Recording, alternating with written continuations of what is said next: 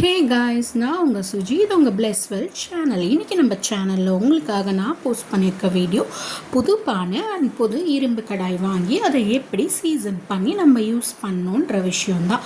புது கடாயில் நல்லா ஆனியன் போட்டு ஃபஸ்ட்டு நல்லா வாஷ் பண்ணிவிடுங்க. ஆஸ் யூஷுவல் நீங்கள் உங்களோட லிக்விட் போட்டு அதில் ஆனியன் போட்டு நல்லா கொதிக்க விட்டிங்கன்னா அதில் இருக்க அந்த தெரியும் பாருங்கள், நல்லா கொதிக்கும் போது அந்த பிளாக்கு அந்த துருவெல்லாம் வர்றது நல்லா தெரியும்.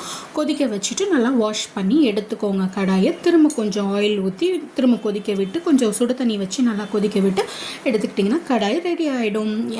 பானை வந்து தண்ணியில் நல்லா ஒரு 24 hours ஆர் அட்லீஸ்ட் 12 hours நல்லா ஊற விட்டுட்டு மூழ்கிற மாதிரி ஊற விட்டுட்டு எடுத்து எண்ணெயை தடவி நல்லா காய வச்சு எடுத்து யூஸ் பண்ணிக்கலாம் காய்ஸ். இது எதுக்காகனா நான்ஸ்டிக் அண்ட் அலுமினியம் கூட வர வர யூஸ் பண்ணக்கூடாதுன்ற மாதிரி நமக்கு நிறைய நியூஸ் ஸ்ப்ரெட் ஆகிட்டுருக்கு. அது உண்மைதான் காய்ஸ். அதனால் நம்மளோட ஹெல்த் பெனிஃபிட்ஸ்க்காக நம்ம இதை ஃபாலோ பண்ணலாம். நல்ல விஷயம் தானே? ஓகே காய்ஸ், நீங்களும் ஷேர் பண்ணுங்கள். பாய் பாய், டேக் கேர்.